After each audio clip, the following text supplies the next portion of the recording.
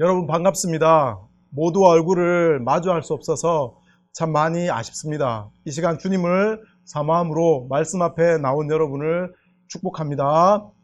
하나님은 말씀이 우리의 영혼을 소생시킨다고 하셨습니다. 말씀이 우리를 온전케 한다고 하셨습니다. 모두 귀한 시간을 드리고 있는데 말씀을 통해 주님께 온전히 붙들리고 제자로 세워지는 귀한 시간 되시기를 축복합니다. 그리고 해외에서 함께 참석하고 있는 우리 해외 이체들에게도 축복합니다. 오늘은 제자로서 캠퍼스를 어떻게 바라보고 살아가야 하는지를 말씀을 통해서 함께 나누려고 합니다. 아마 이틀 동안의 말씀을 통해서 제자도가 무엇인지 분명히 깨달았을 것입니다. 저는 좀 더 구체적인 제자도의 삶에 초점을 맞추려고 합니다. 제자도는 간단히 정리하면 예수님을 잘 따르는 것입니다. 예수님을 주와 그리스도로 받아들인 모든 사람은 누구나 예수님의 제자입니다. 제자는 스승의 뜻을 배우고 닮아가고 또 순종하는 사람입니다. 그러기에 우리는 예수님을 잘 따라가야 합니다.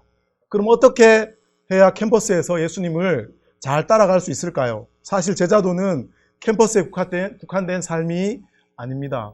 우리 인생의 모든 시간, 모든 곳에서 살아야 할 믿음의 도리이고 진리입니다. 이런 면에서 캠퍼스와 세상을 분리할 필요는 없습니다. 그렇지만 우리가 거의 대부분의 시간을 보내는 세상이 캠퍼스이기에 캠퍼스를 생각하며 제자의 삶을 깨닫기를 원합니다. 그럼 우리는 캠퍼스라는 세상을 어떻게 보아야 될까요? 예수님의 제자니까 당연히 예수님이 세상을 보는 것과 동일하게 보아야 합니다. 그럼 예수님은 세상을 어떻게 보셨을까요? 예수님에게 세상은 사랑으로 섬기고 구원해야 될 대상이고 잃어버린 자녀들이었습니다. 여러 말씀이 있지만 마태복음 20장 28절과 마태복음 1장 21절에서 예수님께서 분명하게 말씀하고 있습니다. 제가 말씀을 읽겠습니다. 인자가 온 것은 섬김을 받으려 함이 아니라 도리어 섬기려 하고 자기 목숨을 많은 사람들의 대속물로 주려 함이니라. 아들을 낳으리니 이름을 예수라 하라. 이는 그가 자기 백성을 그들의 죄에서 구원할 자이심이라 하니라.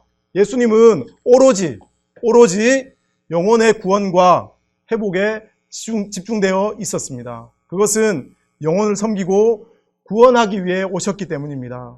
예수님의 제자인 우리도 동일합니다. 캠퍼스의 영혼들은 우리에게도 사랑으로 섬기고 구원해야 될 존재입니다. 이것은 선택 상황이 아니라 당연한 것입니다. 우리는 예수님의 제자이기 때문입니다. 그래서 DFC를 예수 제자 공동체, 예수 증인 공동체라고 합니다. DFC가 세워진 이유, DFC로 우리를 부르신 이유도 캠퍼스의 영혼들을 구원하고 회복하도록 섬기는 것입니다. 그럼 예수님은 구원과 회복을 위해서 어떻게 행하셨는지를 보아야 됩니다.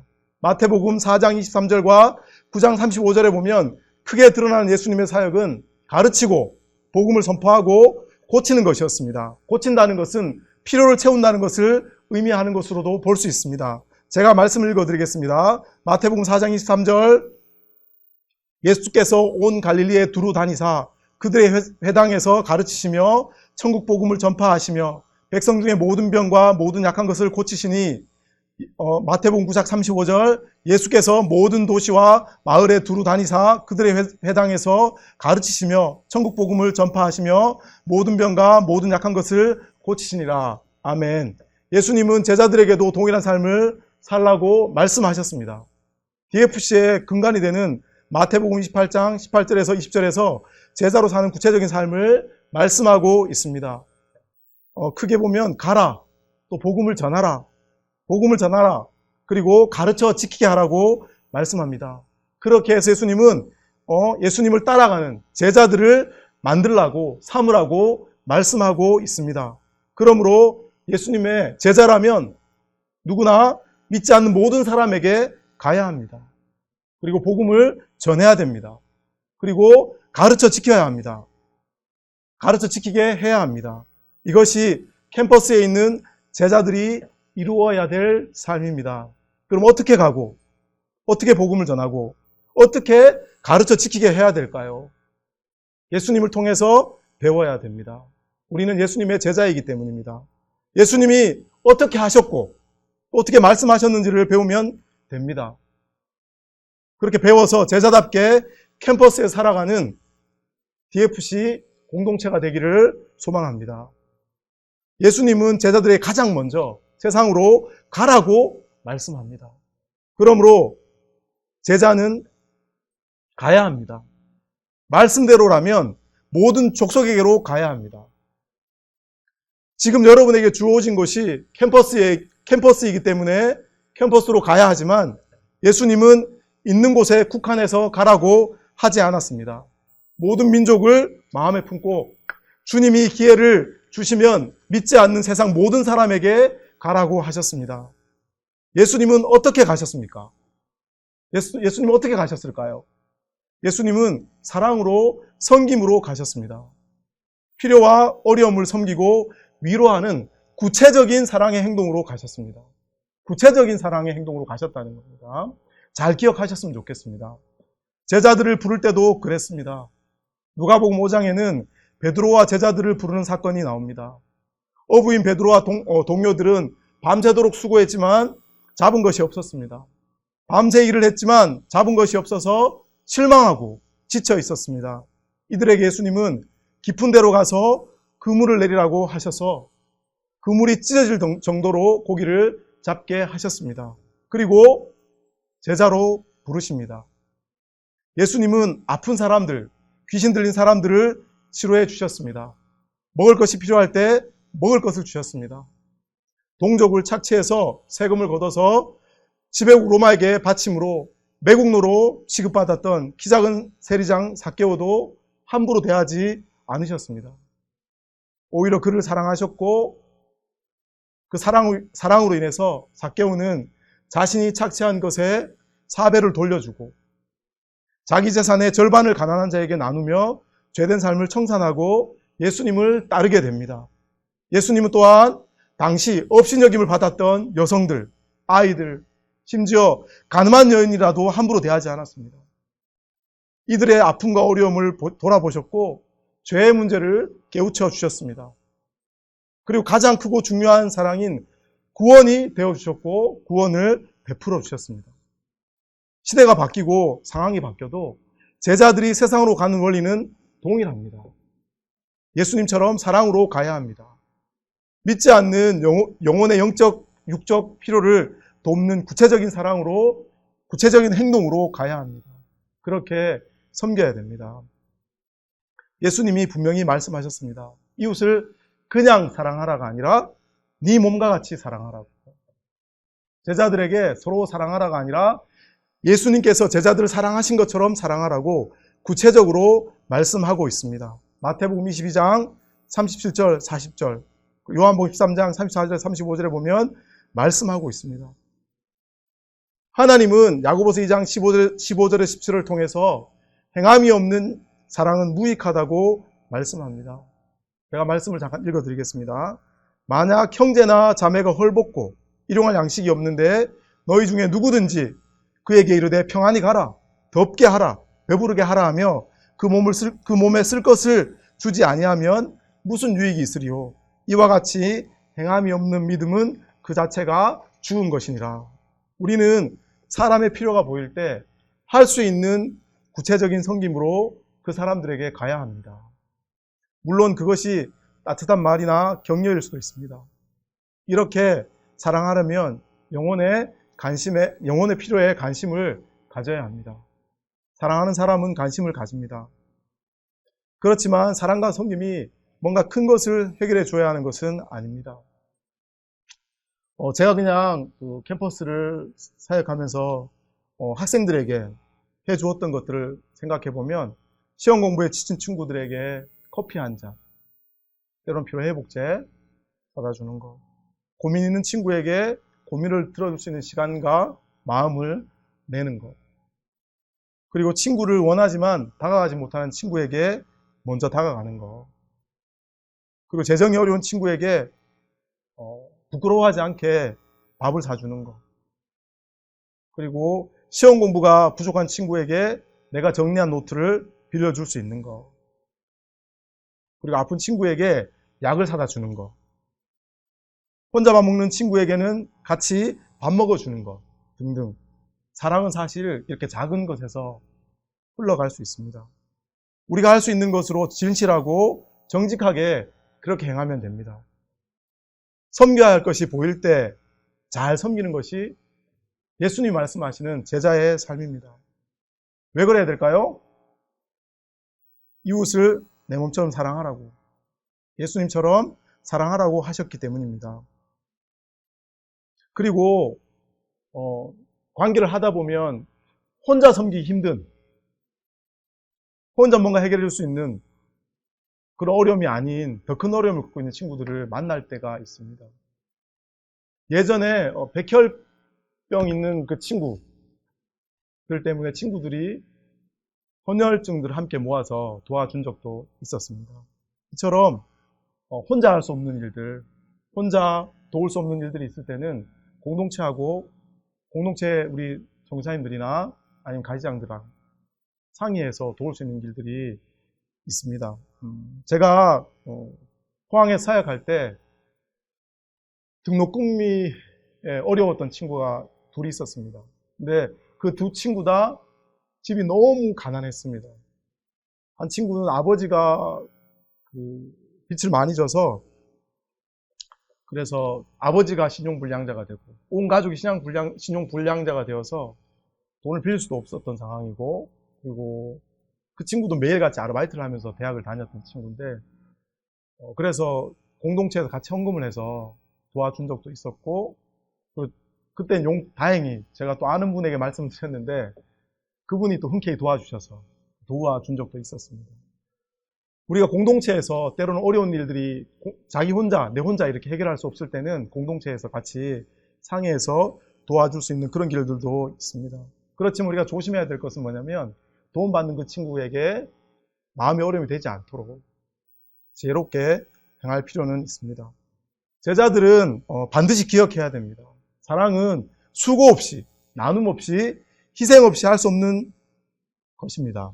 나눔은 나에게는 없어도 되는 것을 주는 것이라면, 희생은 내게 꼭 필요하지만 양보하고 주는 것입니다. 예수님의 사랑은 나눔을 넘어서 자신의 전부를 희생하고 나눠주신 그런 사랑이셨습니다. 그리고 때로는 이러한 마음을 이용하는 사람으로 인해서 상처를 받을 수 있음도 기억해야 합니다. 수고하고 나누고 희생했던 것이 예수님의 삶이고, 심지어 도움을 주었던 사람에게 미움과 핍박과 배신을 당했지만 자신의 목숨도 아끼지 않았던 것이 예수님의 사랑이셨습니다. 이것이 나 자신이 누렸고 늘 누리고 있는 그런 사랑이기도 합니다. 제가 제 인생을 지금 돌아보면 저는 매일같이 그렇게 예수님의 사랑을 누리고 있습니다. 아침마다 기도하며 하나님, 오늘은 제가 선한 마음을 품고 선하게 사람들을 대하고 사랑으로 섬기고 싶다고 그렇게 기도하지만 하루가 끝나면서 기도할 때는 회개 기도를 참 많이 합니다. 아마 저의 인생만 아닌 것 같은데, 하나님은 당신의 사랑하는 아들 예수 그리스도를 십자가에 주시고 저를 구원해 주셨는데, 물에 빠져서 떠내려가고 있는 저를 건져 주셨는데, 그것만으로 너무 감사한데 저는 매일같이 그분께 동일한 은혜를 사랑을 누리고 살아갑니다. 그리고 때로는 원망할 때도 많이 있었습니다. 마치 건져준 사람 보따리 달라고 하는 것처럼 지금의 삶을 이렇게 돌아보면, 지금도 마찬가지지만 우리의 삶을 돌아보면 늘 한없이 용서받고 한없이 사랑받고 한없이 제 인생이 새로워지게 하시는 분이 예수님의 사랑이라는 것이죠. 근데 이러한 삶이 예수님이시기 때문에 가능하다고 생각할 수도 있는데 전혀 그렇지가 않다는 거예요. 예수님은 요한복음 14장 12절에서 제자들이 자신보다 더 큰 일도 할 것이라고 말씀하셨습니다. 제가 한번 읽어드릴게요. 내가 진실로 진실로 너에게 이르노니 나를 믿는 자는 내가 하는 일을 그도 할 것이요 또한 그보다 더 큰 일도 하리니 이는 내가 아버지께로 감이라. 예수님이 주신 은혜로 성경에 많은 사람들이 그렇게 살았습니다. 사도행전 2장 43절에 47절에는 초대교회의 모습들이 기록되어 있는데요. 모든 물건을 서로 통용하고 재산과 소유를 팔아서 필요한 사람들에게 나누어 줬다고 기록되어 있습니다. 근데 이러한 제자들의 삶은 온 백성에게 칭송을 받을 만큼 그렇게 드러나 있는 그런 삶이었습니다. 그리고 지금도 많은 제자들이 주의 은혜로 소리 없이 그렇게 살아가고 있습니다. 교회에서도 찾아보면 쉽지 않게 찾아볼 수 있습니다. 저는 믿지 않는 친구들하고 복음을 전하며 얘기할 때 그런 얘기들을 종종 한 적이 있습니다. 나는 지금이라도 100명을 찾아올 수 있다고. 하나님의 사랑으로 살아가는 100명을 지금도 교회를 돌아다니면 쉽게 100명은 찾을 수 있다라고 말합니다. 그렇게 세상에 헌신하며 살아가는 사람들이 공동체 안에 많이 있다고. 제가 아는 분들도 이미 많이 있습니다. 우리 DF 성교사님들, 그러하고 제가 동력하고 있고 만나고 있는 분들 중에 소리 없이 그렇게 정말 대가 없이 조건 없이 영혼 섬기는 그런 분들이 꽤나 많이 계십니다. 근데 그분들은 자기를 드러내지 않습니다. 또 해외에 순교하는 많은 선교사님들을 봐도 우리가 알 수 있죠. 이름이 제가 기억나지 않는데 제가 2013년에 만난 DFC 대전 막가지가 일본이 아니고 이스라엘의 격전지 가자 지구에서 선교를 했었습니다. 그분의 말에 따르면 100m 앞에 포탄이 터지고 폭격이 있는데 거기서 부상자들을 데리고 와서 치료하고 섬겼다고 했습니다. 근데 그분이 섬긴 거는 이스라엘이나 유대인들 이슬람 사람들 상관없이 데리고 와서 열심히 치료했다고 합니다. 그 이유가 뭐냐면 복음을 알지 못하고 죽어간 그 영혼들에게 예수님의 사랑을 전하고 복음을 전하기 위해서였습니다. 근데 자신에게 돌아오는 것은 아무것도 없습니다. 오히려 죽음의 문턱에 종종 서게 된다고 그렇게 말을 합니다. 왜 자신의 삶도 돌아보지 않으며 사랑하고 있을까요? 왜 이러한 삶을 살고 있을까요? 먼저는 자신이 예수님의 사랑을, 한없는 그 사랑을 받았기 때문이라고 말합니다. 그리고 또한 예수님께 사셨고 우리가 또 예수님의 제자이기 때문에 우리는 그렇게 살아갑니다. 중요한 것은 제자는 믿지 않는 사람들에게 가야 한다는 것이죠. 왜냐하면 예수님이 가라고 하십니다. 가라고 말씀하십니다. 가서 복음을 전하라고 말씀하시죠. 가서 반드시 그렇게 살게 하신 예수님을 우리는 간증하고 전해야 됩니다. 성경은 가는 것 자체가 끝이 아니라고 분명하게 말씀합니다. 가서 복음을 전하고 가르쳐서 제자 삼으라고 하셨습니다. 우리는 정말 가고 있습니까? 단지 믿지 않는 사람들이 옆에 보인다고 해서 그 사람에게 간 것은 아닙니다. 예수님의 사랑으로 관계할 때 가는 것입니다. 성경을 보면 제자 중에 찐제자와 짝퉁 제자가 있습니다. 찐제자나 짝퉁 제자나 보면 겉으로 보면 별로 차이가 없습니다. 구멍도 많고 부족하고 또 연약하고 종종 잘 넘어집니다. 저도 사실은 여러분이 어떻게 생각할지 모르겠지만 저도 사실은 찐제자보다는 짝퉁 제자에 좀 가까운 것 같아요. 제 삶을 돌아보면. 똑바로 순종할 때보다는 반순종할 때도 많고 제대로 순종하지 못할 때도 많아서 기도하면 회개가 대부분입니다. 그런데 이 찐제자와 짝퉁 제자가 방향이 다릅니다. 둘 다 연약하고 허점이 많지만 찐제자는 예수님을 닮아가고 예수님의 뜻에 순종하기 위해 간절히 기도하고 힘씁니다. 찐제자는 예수님의 뜻이 이루어지는 것에 집중합니다. 그런데 짝퉁 제자는 예수님이 아니라 자신과 자신이 얻고자 하는 것에 더 집중합니다. 짝퉁 제자는 자신에게 손해나 어려움이 생기면 거기서 돌아섭니다. 가룟 유다가 그렇게 했죠. 찐제자는 자신에게 손해가 생겨도 순종하는 길을 갑니다. 우리는 예수님의 제자입니다. 성경은 예수를 믿는 모든 사람을 제자라고 말합니다. 제자입니까? 그렇다면 예수님의 가르침을 따라야 합니다. 제자입니까? 그렇다면 여러분이 속한 세상, 캠퍼스의 영혼에게 구체적인 사랑으로 가야 됩니다. 여러분이 가고 있는 그 사람을 어떻게 사랑할지 실제적으로 고민해야 됩니다. 여러분이 할 수 있는 나눔, 희생, 수고가 있는 삶을 살아야 합니다. 복음을 전해야 됩니다. 이것이 제자라면 살아야 될 삶입니다. 스스로에게 물어봤으면 좋겠어요. 나는 어떤 제자인가? 찐 제자인가? 짝퉁인가? 둘째로 예수님은 가서 세례를 주라고, 복음을 전하라고 말씀합니다. 세례를 주려면 복음을 전해야 합니다. 이것은 복음을 전하라는 것입니다. 복음을 믿는 사람이 세례를 받기 때문입니다. 예수님도 가는 곳마다 복음을 선포하셨습니다. 이것은 예수님이 하신 사역이고 제자들에게 명하신 사역입니다. 그러므로 제자인 우리도 캠퍼스에서 복음을 전해야 됩니다. 가는 이유도 복음을 전하기 위해서입니다. 어떻게 전해야 될까요? 제가 아까 마태복음 4장 23절, 9장 35절을 읽어드렸는데요. 예수님은 모든 도시와 마을을 두루 다니시며 전하셨습니다. 예수님은 최대한 모든 곳에 있는 믿지 않는 모든 사람에게 전하셨습니다. DFC는 캠퍼스 복음화를 통한 민족과 세계 복음화를 섬기기 위해 세워진 선교 공동체입니다. 1차적 복음화는 믿지 않는 곳에 최대한 많은 사람들이 듣도록 전하는 것입니다. 코로나가 물러가고 기회가 되면 해외 단기 선교도 열심히 가시길 바랍니다. 전할 기회를 얻었다면 꼭 가시길 바랍니다.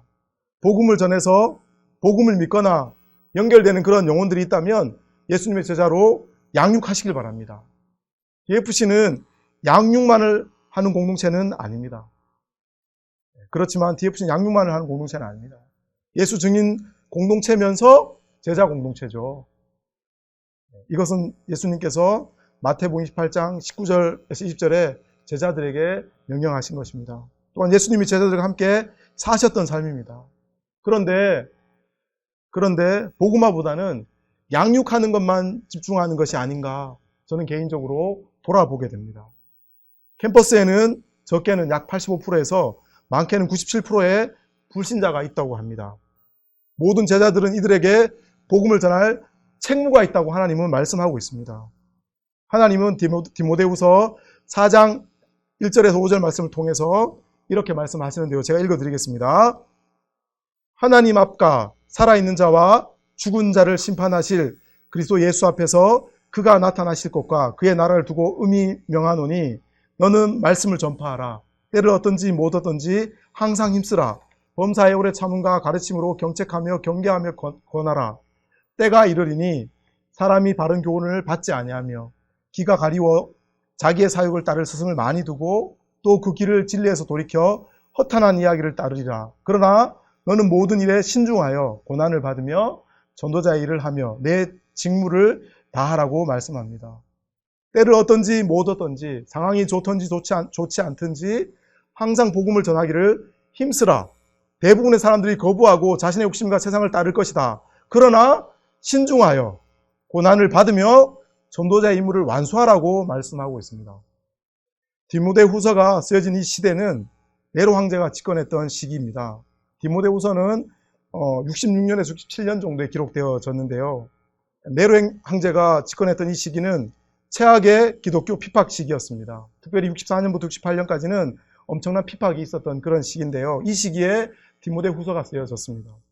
많은 기독교인들이 산채로 진성에게 던져졌고 산채로 나무 기둥에 묶여서 길거리를 밝히는 가로등으로 그렇게 화형을 당했습니다. 디모데후서는 바울이 네로 황제 치하에서 도끼에 목이 잘려 죽기 전에 쓴 마지막 서신이라고 합니다. 베드로와 야고보 사도도 이때 순교를 당했습니다. 디모데후서는 바울이 죽음의 임박을 직감하고 쓴 유언과 같은 그런 말씀입니다.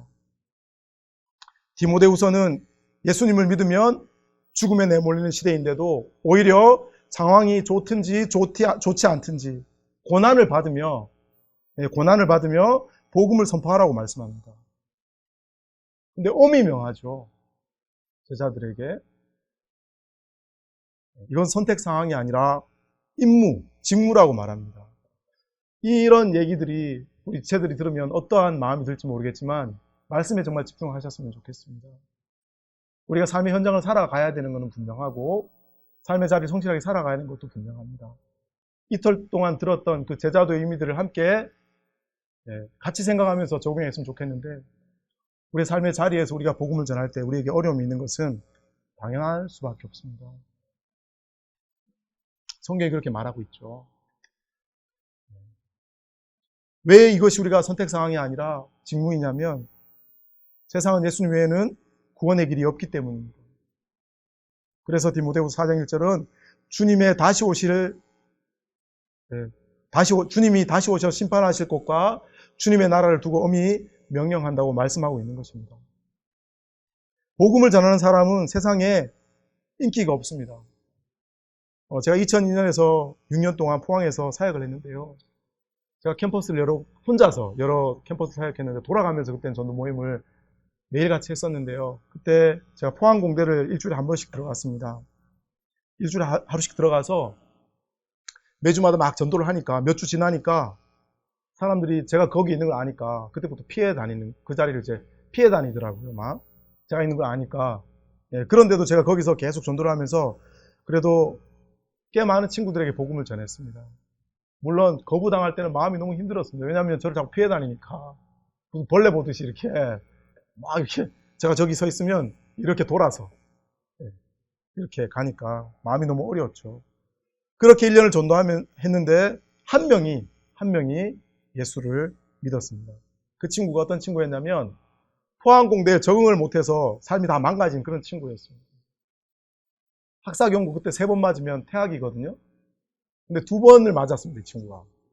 그리고 이제 3번째 학사경고를 맞아야 되는 가을 학기, 벌써 중간고사 다 망치고 희망이 없는 상황에서 그렇게 저를 만나서 예수님을 믿게 되었는데요. 근데 이 친구의 삶이 완전히 뒤바뀌어 버렸어요. 포항공대에 그때만 해도 방에서 안 나오고 방에만 지내는 친구들이 있었어요. 관계를 잘 못해서 도태되어서 방에서 밥 시켜 먹고 방에서 컴퓨터 하면서 아예 수업도 안 가고 그런 친구들이 좀 있었거든요. 이 친구는 그 정도는 아니었지만 관계를 못해서 삶이 무너진 친구였습니다. 근데 이 친구가 예수를 만나고 인간관계의 두려움과 아픔을 다 극복하게 되었고요. 그래서 술 마시고 뭐 이런 방탕한 삶을 살았는데 술을 심하게 마셨죠. 방탕한 삶도 처분하고 자신의 물건을 공유했어요. 그때 저희 포항공대 동아리방이 있었는데 그때 소니 노트북이 그 당시로 아마 200이 넘었던 것 같아요. 2000년 2003, 4년 때니까 지금 하면 더 비싸겠죠. 근데 그 친구가 그거를 동아리방 그 서랍 안에 넣어놓고 누구든지 쓰라고. 제가 깜짝 놀랐습니다, 사실은. 훔쳐가면 안 되니까 우리끼리만 이제 아는 곳에 넣어놓고 이제 필요하면 쓰라고 그렇게 물건 공유했었고요. 그리고 동아리방이 그때 좀 이렇게 썰렁하고 그랬는데 그 친구가 그때 아마 돈 20-30만 원을 들여가지고 바닥 깔고 막 이렇게 해서 치킨 사고 해서 동아리방을 또 이렇게 꾸며줬었고요. 그리고 어려운 지체들에게 자기 한 달치 생활비를 다 털어서 헌금을 했던 그런 친구입니다. 그리고 말씀과 예배와 공동체 모임을 굉장히 사모했습니다. 근데 이 친구가 있었던 시간 불과 3개월이었어요. 캠퍼스에 거의 3개월 저희가 교제했던 그 시간이 3개월밖에 안 되는 그런 시간이었지만 예수님을 따라 순종했고 복음의 은혜들을 지체들하고 정말 깊이 나누었습니다. 예수님이 그 말씀했더니 사랑으로 갔고요. 사랑으로 섬겼던 친구. 그리고 그 친구는 군대를 갔고 다시 제대를 하고 다시 수능시험을 쳐서 성균관대를 새로 들어가서 졸업을 하고 결혼을 하고 지금은 아마 캐나다에서 유학을 하고 있는 걸로 알고 있습니다. 디모데후서는 복음을 전하면 한영받기 어렵다고 말씀하고 있습니다. 고난을 받을 수 있다고 말씀합니다. 그리고 고난을 받으며 전도의 임무를 다하라고 말씀합니다. 성경이 복음을 전할 때 고난이 있다고 말한다면 복음을 전하는 것에 어려움이 있는 것은 당연한 것입니다. 오히려 전혀 없으면 이상한 일이죠. 사도행전 4장 23절에 31절에 보면 사도들이 잡혔다가 놓이게 되어서 공동체가 모여서 기도하는 사건들이 기록되어져 있습니다. 복음 전파로 인한 하나님의 대적자들의 위협과 핍박이 있음을 알고 위협 속에 있는 제자들을 보살펴 주시고 주의 말씀을 담대히 전하게 해달라고 기도합니다. 위협을 없애달라고 기도하는 것이 아니라 위협을 가운데 보살펴 주시고 잘 이겨서 담대히 복음을 전하게 해달라고 기도하고 있습니다. 복음을 전하는 것에는 어려움이 많을 수 있습니다. 예수님께 기도로 간구하고 의지함으로 잘 이겨나가시기를 축복합니다. 그런데 더 놀라운 것은 이러한 고난과 어려움을 감당하며 순종하는 제자들이 하늘과 땅의 모든 권세를 가진 주권자 예수님의 함께 하심을 누린다는 거죠. 왜냐하면 예수님이 함께 하시겠다고 약속하셨기 때문입니다. 가서 복음을 전해서 가르쳐 지켜야 하는 제자들과 예수님은 세상 끝날까지 항상 함께 하겠다고 약속했습니다. 하나님의 말씀은 절대로 변하지 않습니다. 제가 설교할 때마다 인용하는 그런 말씀인 것 같은데 베드로전서 1장 24절 25절 말씀 제가 읽어드릴게요. 그러므로 모든 육체는 풀과 같고 그 모든 영광은 풀의 꽃과 같으니 풀은 마르고 꽃은 떨어지되 오직 주의 말씀은 세세토록 있도다 하였으니 너에게 전한 복음이 곧 이 말씀이니라. 하나님의 말씀은 살아있고 약속대로 반드시 이루어지고 영원한 말씀입니다. 하나님은 신실하기 때문입니다. 사도행전 5장 17절에서 26절에는 복음을 전하다가 사도들이 옥에 갇혔고 지키는 그런 옥에 갇혀있는데 옥에 이렇게 앞에 간수라고 합니까? 간수들이 지키고 있는데도 불구하고 그들이 풀려나는 사건들이 거기에 나오고 있습니다. 주의 사자가 한밤중에 옥문을 열고 사도들을 구해냅니다. 놀라운 일이죠. 함께 하신 예수님께서 그들을 간수들이 서 있는데도 불구하고 그들을 데리고 나오셨다. 이거는 하나님 역사죠. 그런데 더 놀라운 사실이 뭐냐면 사도들이 잡혔던 곳으로 다시 들어가서 복음을 전했다는 거죠. 이쪽에 잡혔는데 그래서 잡혀서 감옥에 갇혔으면 이제 감옥에 나와서 도망을 가야 되잖아요. 근데 다시 가서 복음을 전했다는 거예요. 이들은 함께 하신 예수님을 믿었기 때문이죠. 그 예수님이 하늘과 땅의 모든 권세를 가신 분이라는 것을 믿었기 때문이죠. 고린도후서 11장 24절에서 28절에는 바울의 고백이 나옵니다. 바울은 상상할 수 없는 온갖 고난과 어려움 속에서도 오직 교회와 영혼을 구원하고 돕는 일만을 위해서 걱정하고 염려했던 그런 사람입니다. 이러한 바울의 삶이 여러분 이해가 됩니까? 어떻게 가능합니까? 예수님이 함께 하심을 믿었기 때문입니다. 하늘과 땅의 모든 권세를 가지신 전능하신 주권자 예수님을 믿었기 때문이죠. 그러기에 어떠한 상황과 환경도 예수님이 이기게 하심을 믿었습니다. 예수님은 필요하면 홍해 바다에도 길을 내시고 철옹성 여리고성도 무너뜨리시고 사막 한가운데서 200만 명이 넘는 그 사람들이 물을 먹을 수 있도록 물을 내시는 그런 분입니다. 풀무불 속에 던져줘도 머리털 하나 타지 않게 하시는 분이죠. 온갖 고난과 고통, 심지어 죽음 앞에서도 담대하게 감당하게 하시는 그런 능력을 주시는 분이 예수님이라는 거죠. 고난과 어려움 속에서 믿음으로 사는 것은 쉬운 일이 아닙니다. 그래서 사도행전의 제자들은 예수님을 의지하며 기도했습니다. 말씀에 합당하게 기도하는 것은 다 이루시겠다고 예수님께서 약속하셨습니다. 복음을 전함으로 어려움을 겪을 때 정말 기도하셨으면 좋겠습니다. 인내하셨으면 좋겠습니다. 함께 계신 전능하신 주권자 예수님께 우리를 의뢰했으면 좋겠습니다. 그분께서 우리를 반드시 붙드시고 인도하십니다. 이러한 삶은 성경에만 있는 삶은 아니죠.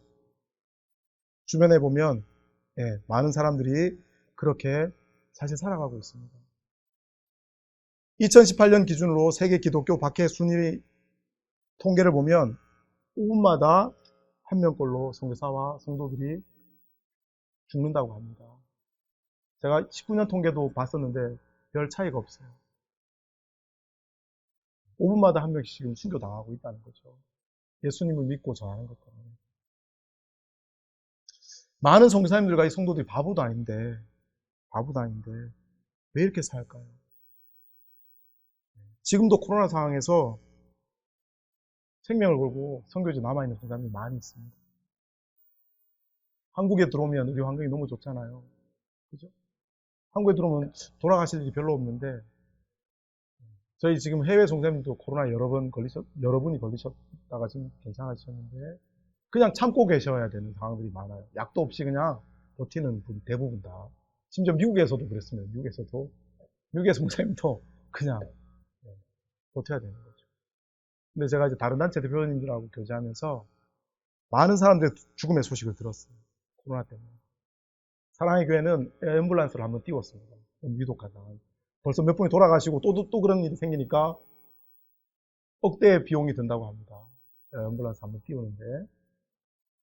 뭐 그런 일도 있었다고 들었는데, 제가 지난주에 들었던 우리 DF 출신 GBT 선교사님도 지금 생명이 위험한 상황이라고. 그래서 GBT에서 앰뷸런스를 띄우려고 준비하고 있는 것으로 알고 있습니다. 이게 뭐 성경에 있는 어떤 역사 속에 있었던 그런 제자들의 삶이 아니라는 거죠. 지금도 우리와 가까이 있는 사람들이 그 자리에서 복음을 전하며 고난을 받고 어려움을 겪으면서 살아가고 있다는 거죠. 그렇게 살 수 있는 이유가 무엇이겠습니까? 죽음을 이기신 구원자 예수님을 믿기 때문이죠.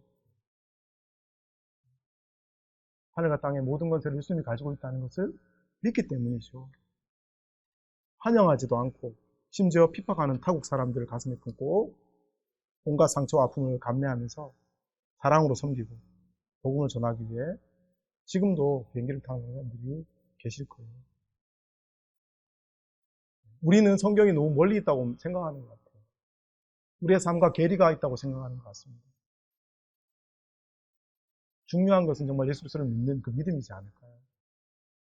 우리가 순종하며 살아갈 때 약속하셨는데 그냥 사람이 약속한 게 아니라 천지 만물의 주권자 되신 우리의 모든 삶을 섭리하시고 우리의 현재와 우리의 영원한 삶을 책임지신 그 예수님께서 약속하셨는데 그분을 우리가 믿는다면 이 길을 걸어갈 수 있을 겁니다. 제자는 예수님을 믿고 따라가는 사람들이잖아요. 만약 여러분의 가족 중에 한 사람이 불치병에 걸려서 하루가 다르게 죽어가고 있다고 생각해 봅시다. 그런데 여러분이 유일하게 고칠 수 있는 완치약을 가지고 있습니다. 그런데 더 답답한 건 뭐냐면 가족들이 그 약을 처음 받기 때문에 절대로 믿지 못하다는 거죠. 그래서 먹이를 하지 않습니다. 그럼 여러분 어떻게 할 겁니까? 이 약밖에 살릴 방법이 없어요. 이 약 안 먹으면 곧 죽어요. 얼마 안 있다가 죽습니다. 몇 개월은 못 살고 죽어요. 어떻게 할 겁니까, 여러분? 아마 저라면 어떻게든 먹이려고 했을 것 같아요. 심지어 자고 있을 때라도 정말 안 되면 묶어서라도 먹이려고 하지 않겠습니까? 이것은 복음을 왜 전해야 되는지를 설명하기 위한 비유입니다. 정말로 이렇게 하면 안 되겠죠. 묶어가지고 뭐 이렇게 해서는 안 되겠죠. 왜 사실 복음은 억지로 주입할 수는 없습니다. 그렇기 때문에 좋은 상황이든 좋지 않은 상황이든 복음 전할 기회만 된다면 어떻게든 간증하고 설명하고 보여줘야 됩니다. 제가 지금 저희 장인 장모님께 그러고 있습니다. 갈 때마다 말씀 전하고 갈 때마다 간증하고. 근데 지금은 이제 장인어른이 성경책을 읽고 계십니다. 선교지로 가는 선교사들의 심정이 이와 같을 것입니다. 이것은 영적인 문제죠. 영적인 문제입니다. 육체적인 눈으로 보면 전도할 필요가 없죠. 왜냐하면 육체적인 눈으로 보면 이 세상에 잘 먹고 잘 살면 되잖아요. 그게 바라는 거거든요. 세상이 그냥 내가 필요한 게 다 채워지고 내가 좋은 게 다 있으면 필요 없잖아요. 그거면 되니까 세상은. 걱정 없이 살면 되는 거잖아요. 근데 영적인 눈으로 보면 죄로 인한 심판이 기다리고 있고 영원한 대가를 치러야 함을 보게 되죠. 또한 온갖 죄 속에서 이 땅에서 고생하면서 죄의 짐을 지고 죄의 대가를 치르면서 살아야 될 이 땅의 삶도 같이 보이게 됩니다. 영적인 눈으로 보면. 하나님을 알지 못하는 사람들은 그렇게 살아갑니다. 다른 길이 없습니다. 그러다 영원한 대가를 반드시 치르죠. 그건 제가 복음을 전하면서 이런 얘기하면 요즘 협박하는 것 같다고 뭐 얘기하는 사람이 있을지 모르겠어요. 성경이 하나님께서 그렇게 말씀하시는 거예요. 그게 복음입니다. 복음. 이번 순회 주제가 제자도입니다. 우리는 세상적으로 훌륭한 위인이라서 예수님을 따르는 것이 아닙니다. 예수님은 천지 만물, 모든 세계의 주권자입니다. 공의와 정의로 영원한 삶을 결정하는 주권자입니다. 유일한 구원자이신 하나님이십니다. 우리는 이 땅의 삶과 죽음 이후에 모든 삶을 하나님께서 공의와 정의로 결정 지으실 것입니다. 마태복음 10장 28절에 이렇게 말씀합니다. 몸은 죽여도 영혼은 능히 죽이지 못하는 자들을 두려워하지 말고 오직 몸과 영혼을 능히 지옥에 멸하실 수 있는 이를 두려워하라. 그런데 우리는 심지어 제자들도 이 땅의 내 삶을 옥죄는 것에 두려워하는 것 같아요. 물론 두렵죠. 근데 제자는 거기에 머무르면 안 되잖아요. 그것을 넘어서시는 주권자 하나님이 계시잖아요. 그분이 살아 계시잖아요. 공기가 안 보여도 믿잖아요, 여러분. 맞죠? 하나님이 안 보인다고 안 믿어지나요? 그럼 제자가 아니죠. 하나님은 실존하고 계시고 지금도 살아 계시고 말씀하신 대로 지금도 역사하고 계시고 앞으로도 역사하실 거고 앞으로 그 약속을 반드시 이루실 거잖아요. 그분이 하나님이시거든요. 우리는 그분을 믿는 것이고 그 예수 그리스도도 하나님이시죠. 여러분 제자입니까? 집에 있을 때 가족을 대할 때도 여러분 제자입니까? 하나님을 모르는 친구들과 함께 만나고 있을 때도 여러분 제자입니까? 내가 원치 않은 일을 할 때도 여러분 제자입니까? 캠퍼스와 학과에 있을 때도 여러분 제자입니까? 정말 고민해 봤으면 좋겠습니다. 사랑으로 가는 거는 그 사람만을 구원하기 위해서가 아니라 제자이기 때문에 그 삶을 살아야 하기 때문에 살아야 되는 겁니다. 그게 캠퍼스만 국한된 것이 아니라 그랬죠. 가정, 친구들 관계, 캠퍼스에서도, 공동체에서도 우리는 제자여야 됩니다. 예수님이 그렇게 살아가라고 말씀하고 있죠. 제자라면 집이든 교회든 친구 앞이든 특별히 가장 많은 시간을 보내는 캠퍼스에서든 구체적인 사랑으로 섬기고 복음을 전해야 됩니다. 더 나아가서 모든 민족, 잃어버린 자녀의 구원을 품고 우리의 삶을 살아가야 됩니다. 세 번째로 예수님은 제자들에게 가르쳐 지키게 하라고 말씀합니다. 무엇을 가르쳐 지켜야 될까요? 예수님께서 분부한 모든 것을 가르쳐 지키라고 하셨습니다. 주님의 말씀을 가르쳐야 됩니다. 그런데 지킬 때까지 가르쳐야 됩니다. 가르쳐 지키게 하라의 의미는 지킬 때까지 가르치라 이런 뜻이거든요. 사랑으로 가서 복음을 전해서 주님의 제자가 되면 잘 양육하고 가르쳐야 합니다. 왜 말씀을 가르쳐야 될까요? 왜? 말씀은 구원의 능력이 됩니다. 말씀으로 예수님과 복음을 알고 믿게 되기 때문이죠. 로마서 10장 17절 말씀. 그러므로 믿음은 들음에서 나며 들음은 그리스도의 말씀으로 말미암습니다. 디모데후서 3장 15절. 또 어려서부터 성경을 알았나니 성경은 능히 너로 하여금 그리스도 예수 안에 있는 믿음으로 말미암아 구원에 이르는 지혜가 있게 하느니라고 말씀하셨습니다. 믿음은 말씀을 들음으로 생겨납니다. 말씀이 우리를 구원에 이르게 합니다. 우리가 믿고 우리가 전하고 있는 예수님도 성경을 통해서 알았고 우리가 믿게 되었죠. 예수님을 더 온전히 알고 믿고 싶다면 말씀을 열심히 배우고 묵상하십시오. 성경이 그렇게 이야기합니다. 또 말씀이 우리를 온전케 합니다. 하나님의 사람으로 제자로 온전케 한다고 말씀합니다. 디모데후서 3장 16절 17절 모든 성경은 하나님의 감동으로 된 것으로 교훈과 책망과 바르게 함과 의로 교육하기에 유익하니 이는 하나님의 사람으로 온전케 하며 모든 선한 일을 행할 능력을 갖추게 하려 함이라. 제자로 온전케 되기를 원하십니까? 말씀을 가까이 하십시오. 말씀을 사모하십시오. 여러분이 양육하는 영혼이 주님의 제자로 잘 세워지기 원하십니까? 말씀을 제대로 전하시고 전하는 일에 힘쓰십시오. 가지 모임 시간에 말씀을 전하고 배우는 것을 놓치지 마십시오. 말씀이 혼란의 시기에, 고난의 시기에 가지장과 가지원의 영혼을 인도해 줍니다. 우리 사람의 말은 한계가 있잖아요. 우리가 위로도 해줘야 되고 공감도 해줘야 되고 함께 있어도 줘야 되지만 그 영혼을 온전케 하는 것은 하나님의 말씀이죠. 가지장이 가지원 옆에 항상 있을 수는 없죠. 선교사 학생들 가지장 옆에 항상 있을 수는 없죠. 항상 계신 하나님. 그 말씀을 우리를 온전케 합니다. 매주 말씀의 시간이 가지장과 가지원의 삶을 붙들어주는 가장 귀한 시간입니다. 놓치지 마셨으면 좋겠습니다. 말씀 우리를 소성시키고 회복시킵니다. 시편 19편 7절. 제가 이 말씀도 자주 이렇게 묵상하는데요. 여호와의 율법은 완전하여 영혼을 소성시키며 라고 말씀합니다. 저는 아주 어릴 때부터 교회를 다녔지만 말씀을 제대로 배운 적은 DFC에 와서 처음이었습니다. 가지 모임을 통해서 참된 신앙이 무엇인지 깨달았습니다. 큐티 모임을 거의 매일 하면서 내 마음의 문제와 상처들이 회복되는 것을 정말 깊이 경험했습니다. 지금도 삶의 어려움이나 마음의 문제들이 말씀을 묵상하고 기도하며 회복되는 것을 매일매일 누리고 있습니다.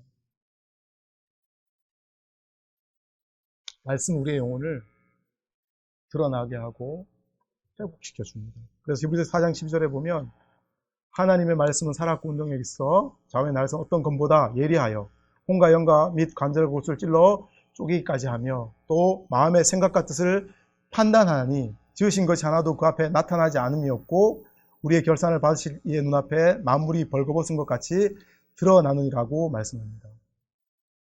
하나님의 말씀은 살아있습니다.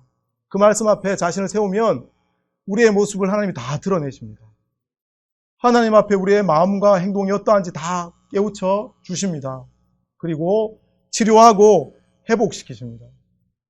죄가 드러난다면 회개함으로 회복되고 인생의 근심과 고민이 드러난다면 말씀으로 인도해 주십니다. 말씀은 순종하는 자에게 능력이 됩니다. 말씀은 하나님의 약속이죠. 순종하는 자에게 약속을 반드시 이루어 주십니다. 요소 1장 8절 말씀 제가 또 읽어드릴게요. 이 율법책을 내 입에서 떠나지 말게 하며 주야로 그것을 묵상하여 그 안에 기록된 대로 다 지켜 행하라. 그리하면 내 길이 평탄하게 될 것이며 내가 형통하리라고 말씀합니다. 제가 이 말씀도 아마 우리 성사님들은 어쩌면 또 저런 말씀하시네? 이렇게 말씀하실지 모르겠습니다. 제가 설교할 때마다 거의 얘기했던 말씀인 것 같아요. 왜냐하면 제가 계속 묵상하고 있는 말씀 중에 하나거든요. 여호수아는 대략 5년 동안 계속 전쟁을 했는데요. 31 나라하고 지금으로 말하면 나라인데 31명의 왕이랑 전쟁을 해서 다 이겼어요. 근데 여호수아는 저처럼 두려움이 많은 사람입니다. 그래서 하나님께서 1장을 살펴보면 두려워하지 마라. 내가 너와 함께 있다. 담대해라. 이 얘기를 3-4번 반복하시거든요. 하나님이란 존재가 나타나서 야 괜찮아 내가 책임져 줄게를 몇 번을 얘기해야 되는 사람이었다는 거죠. 그만큼 여호수아는 두려움이 많았던 그런 사람인데요. 그런데 이 여호수아가 하나님의 말씀에 늘 순종했습니다. 함께 하시는 하나님께 늘 순종하고 기도함으로 전쟁을 이겨나갑니다. 그래서 그 31명의 왕과의 전쟁에서 승리하게 되죠. 그래서 하나님의 뜻이 이루어지는 형통. 이 형통이란 단어는 내가 원하는 게 이루어진다는 의미는 아니에요. 하나님의 뜻이 이루어지는 형통을 얘기하는 겁니다. 평탄, 이 의미는 뚫고 지나가다는 의미가 있거든요. 평탄하다는 게 아무런 문제가 없다는 뜻이 아니라 문제가 생기면 그것을 뚫고 지나가서 이긴다는 의미를 갖고 있어요. 31명의 왕과의 전쟁해야 되는 그런 문제가 있었잖아요. 여호수아 앞에. 근데 그걸 뚫고 지나가서 평탄하게 된 거죠.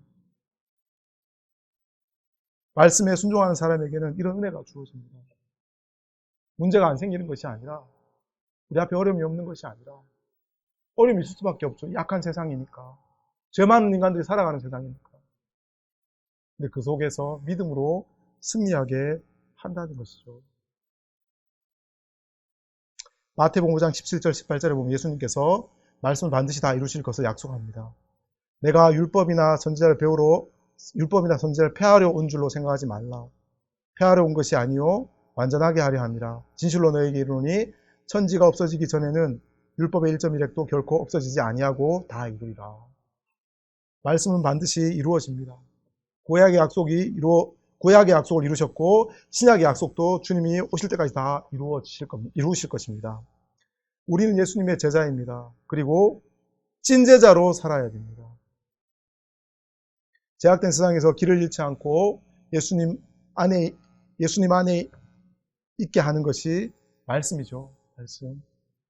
요한복음 8장 31절 32절에 그러므로 예수께서 자기를 믿는 유대인들에게 이르시되 너희가 내 말에 거하면 참으로 내 제자가 되고 내 말에 거하면 참으로 내 제자가 되고 진리를 알지니 진리가 너희를 자유롭게 하리라.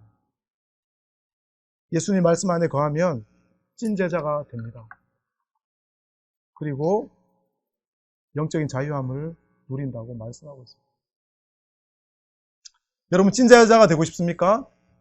그렇다면 말씀을 배우고 가르치십시오. 스스로 배우고 지키는 제자가 되고 또한 가르쳐 지키게 하는 제자가 되십시오. 말씀이 구원으로 인도합니다. 말씀이 온전케 합니다. 말씀이 회복시킵니다. 말씀이 능력이 됩니다. 말씀이 예수님 안에 있게 합니다. 말씀을 배우는 자리, 가르치는 자리를 사모하십시오. 말씀을 묵상하는 시간을 꼭 지키십시오. 여러분과 여러분의 가지원 모두의 삶을 온전하게 합니다. 말씀을 정리합니다. 오늘 말씀은 제자로서 캠퍼스에서 어떻게 살아야 할지를 가르쳐 줍니다. 예수님과 예수님의 가르침대로 살면 됩니다. 가서 복음을 전해 가르쳐 지키게 함으로 제자를 세우면 됩니다. 예수님처럼 수고하고 나누고 희생이 있는 구체적인 사랑의 섬김으로 가야 됩니다. 그리고 두루 다니며 믿지 않는 모든 사람에게 구원이신 예수님을 전해야 됩니다. 그리고 우리에게 주어지는 영혼을 하나님의 말씀을 지킬 때까지 가르쳐야 합니다.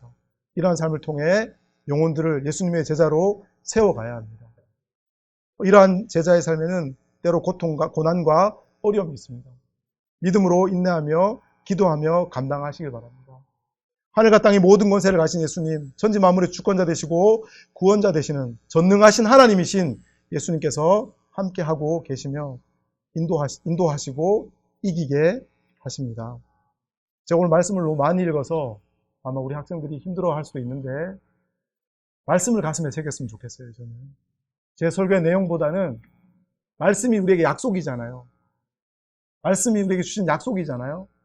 꼭 마음에 새겼으면 좋겠고요. 마지막으로 제가 이 말씀을 읽고 마치려고 합니다. 사도행전 8장 35절 39절 말씀인데 누가 우리를 그리스도의 사랑에서 끊으리요 환난이나 공고나 박해나 기근이나 적신이나 위험이나 칼이랴 기록된 바 우리가 종일 주를 위하여 죽임을 당하게 되며 도살할 양같이 여김을 받았나이다 함과 같으니라. 그러나 이 모든 일에 우리를 사랑하신 이로 말미암아 우리가 넉넉히 이기느니라.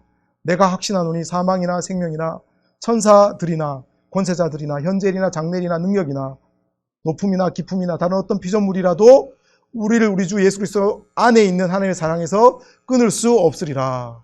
아멘. 함께 하신 예수님을 닮아가고 따라가는 구체적인 삶으로 찐제자의 삶을 살아가는 저희 DFC 공동체, 예수 공동체, 증인 공동체 되시기를 축복합니다.